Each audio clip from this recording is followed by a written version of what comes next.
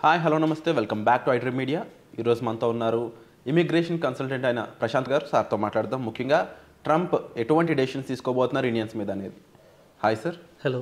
How are you sir? I'm fine అండి, thank you. Sir, right now students ఎవరైతే America వెళ్ళాలనుకుంటున్నారో, అక్కడ చదవాలనుకుంటున్నారో వాళ్ళందరికీ ఓన్లీ భయం ట్రంప్.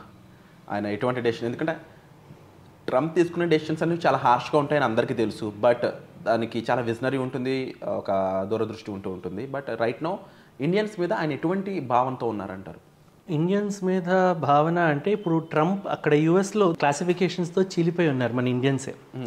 ఫస్ట్ ఏంటంటే అక్కడ డెమోక్రటిక్స్ అండ్ రిపబ్లిక్స్. మన ఇది చూసుకుంటే డెమోక్రటిక్స్కి ఏంటంటే ఇన్సైడ్ ది హౌస్ ఉన్నవాళ్ళు ఒకలాగా, అవుట్ సైడ్ ది హౌస్ ఉన్నవాళ్ళు ఒకలాగా దే ఆర్ బిహేవింగ్. అక్కడ ఓట్ వేసేవాళ్ళు కూడా అట్లాగే వేశారు ఈసారి. సో ఆయన వ్యూస్ ఎప్పుడు కూడా హార్ష్గా ఉంటాయి అన్నది వాస్తవమే. కానీ ఇండియన్స్కి లాస్ట్ టైం సక్సెస్ రేట్ ఏంటి, తర్వాత ఆపర్చునిటీస్ ఏంటి పెరిగాయి ట్రంప్ వచ్చిన తర్వాత. కానీ ఈసారి మాత్రం ఆఫ్టర్ 2020 ఆయన వదిలేసిన డెసిషన్స్ ఏవైతే ఉన్నాయో, ఫర్ ఎగ్జాంపుల్ H4s, మన డిపెండెంట్ వీసాస్ని ఎవరైతే వెళ్తారో వాళ్ళు జాబ్ స్టే లేకుండా డిపెండెన్స్ని తీసేస్తారు. అండ్ బర్త్ రైట్ని ఆయన స్టాప్ చేయబోతున్నారు. సో ఇలాంటి కొన్ని కీలకమైనటువంటి అంశాలు ఆయన ఆల్రెడీ ఆయన ఎలక్షన్స్ ముందు చెప్పడం జరిగింది. అండ్ మోరోవర్ ఇప్పుడు మార్కెట్ చూసుకున్నా ఆయన వచ్చే టైం చాలా గడ్డు కాలంగా ఉంది. ఇప్పుడు యుఎస్లో రెసెషన్ మార్కెట్ చాలా నడుస్తుంది. సో ఈ రెసెషన్ మార్కెట్లో ఎన్ని జాబ్ ఆపర్చునిటీస్ పుడతాయి అన్నది మెయిన్ కీలకమైన విషయం. ఆల్రెడీ స్టూడెంట్స్ ఎవరైతే వెళ్ళారో వాళ్ళే బేబీ సిట్టింగ్స్ చేసుకుంటూ $11-12 పనిచేస్తూ ప్రస్తుతం మార్కెట్ చాలా డౌన్ఫాల్లో ఉంది. సో ఈ టైంలో ట్రంప్ వచ్చి ఏం చేస్తారు అంటే we have to wait and see. 6 months is a minimum time line. We have to wait for the Trump's actual start. ఎందుకంటే అక్కడ ఇంటర్మ్ ఎలక్షన్స్ కూడా ఉంటాయి 2 years తర్వాత. So he has to prove himself currently with the next 2 years so that ఫర్దర్గా ఆయన continue అవుతారా లేదా అనేది దాని మీద డిసైడ్ అయి ఉంటుంది. So there are many factors. It is very early for us now to decide until unless he takes on the house. For now students ఏం ఆలోచించవచ్చు అంటారు? అంటే లైక్ సజెషన్ పరంగా వెళ్ళొచ్చు అంటారా, లేదంటే ఆగొచ్చు అంటారా? బికాజ్ పీపుల్ ఎలా ఉన్నాయి కానీ కరికులమ్స్ అనేవి ఆగవు, అవి వెళ్తూనే ఉంటాయి. సో డిసైడింగ్ ఫ్యాక్టర్ ఏమంటారు? స్టూడెంట్స్ పరంగా అంటే ఆల్రెడీ ఈ ఇయర్ వింటర్ సీజన్ మనకి ఇండియా వాపస్ వచ్చిన వాళ్ళు 20th Jan కల్లా వాపస్ వచ్చేసేయాలి అని all the universities have knocked the doors back. అంటే ట్రంపే కారణం అంటే ఎస్, లాస్ట్ టైం తీసుకున్న కీలక నిర్ణయాలు బట్టి దృష్ట్యా ఈసారి వాళ్ళు ఖచ్చితంగా 20వ తారీఖులోగా వాళ్ళు వాపస్ వచ్చేసేయాలని ప్రతి ఒక్క యూనివర్సిటీ స్టూడెంట్స్కి కాల్ ఫర్ చేసింది. అందుకే ఇప్పుడు ఫ్లైట్ రేట్స్ కూడా చాలా హెవీగా కూడా ఉన్నాయి చూస్తూ ఉంటే. స్టూడెంట్స్ వెళ్ళొచ్చా అంటే US is a dream land for Indians. Definitely US is only the dream land for Indians. ఇప్పుడు యూరోప్ అనుకోవచ్చు, ఇంకోటి అనుకోవచ్చు, వస్తాయి మెనీ అదర్ కంట్రీస్ ఆల్సో.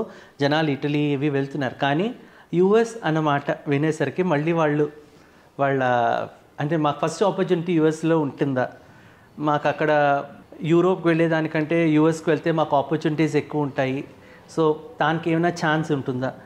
వాడికి 28 బ్యాక్లాగ్స్ ఉండేయండి, 30 బ్యాక్లాగ్స్ ఉండేయండి, 58% ఉండేయండి. But that first aim is USA. So ఆ జీల్ని ఇండియన్స్లో ఆపలేం మనం.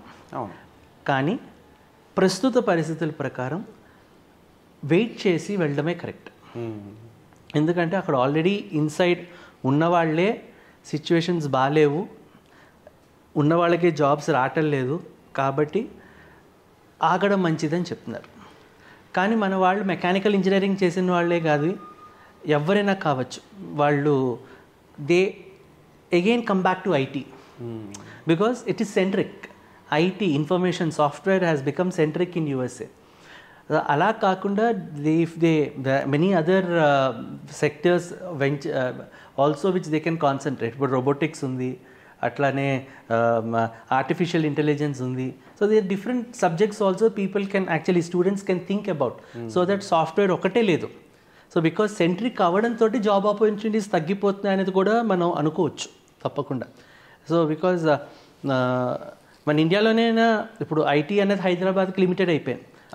యా, సో అది మనం ఇప్పుడు కేటీఆర్ గారు చెప్పినట్టు ప్రతి ఊరిలోని ఒక ఐటీ హబ్ చేస్తే సో హైదరాబాద్ సెంట్రిక్ కావడం ఎలా తగ్గుతుందో సేమ్ ఇది కూడా ఐటీ అన్న ఒక యుఎస్ ఐటీ సాఫ్ట్వేర్ ఉద్యోగాలకే వెళ్ళాలి అనే ఇది కాకుండా there are different verticals which they can work out. యూజువల్గా యూఎస్ని ఎర్నింగ్ కోసమే చూస్ చేసుకుంటారు most of the people. Livelihood కానీ లేకపోతే ఏమి చూసుకున్నా అండ్ ఈవెన్ క్యాలిక్యులేషన్స్ పరంగా world wide US is not the best in terms of livelihood, spending etcetera etcetera. But for earning US always at the top అనమాట. And డబ్బులు ఎక్కువ సంపాదిద్దామని ఎవరికి ఉండదు, that is the major category. So ఆ primary reason అనేది students అందరిని impact చేస్తుంది.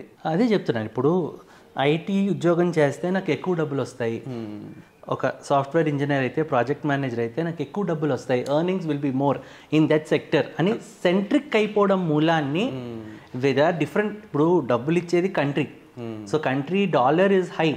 సో అలాంటప్పుడు why only IT? There are different verticals also which you can move and earn the same. And right now dollar earning కూడా పెరుగుతుంది, ఇంకా rupee cost తగ్గుతూ ఉంది. కరెక్ట్. సో తగ్గుతూ ఉంది.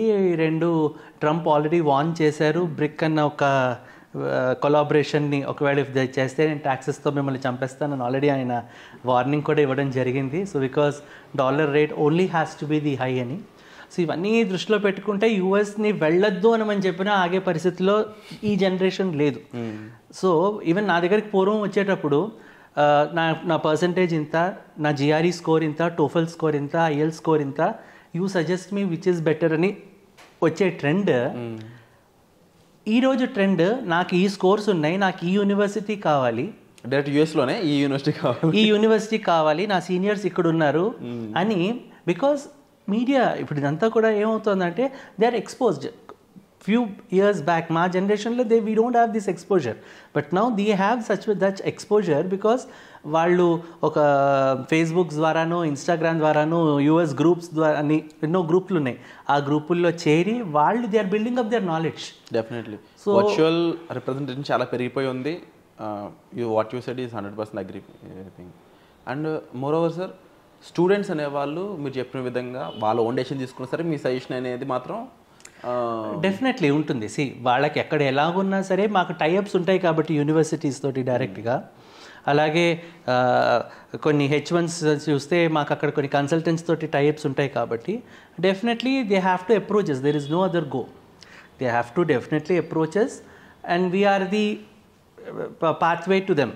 సో అక్కడ ప్రోస్ అండ్ కాన్స్ ట్రాన్స్పరెంట్గా చెప్పి వాళ్ళని నడిపిస్తాం కాబట్టి డెఫినెట్లీ మమ్మల్ని వాళ్ళు అప్రోచ్ అవ్వడం అనేది సహజం. Wonderful sir.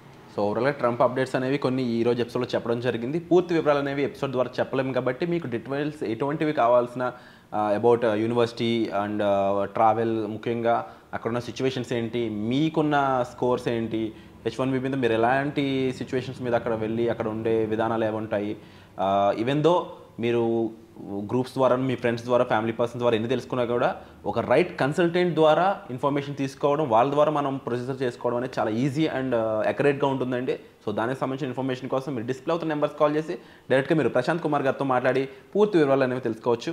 And thank you so much for the wonderful information sir. మరిన్ని లేటెస్ట్ అప్డేట్స్ కోసం, అమెరికా అప్డేట్స్ కోసం మీరు ఈ ఛానల్ని సబ్స్క్రైబ్ చేసుకోండి. Thank you so much. Thank you.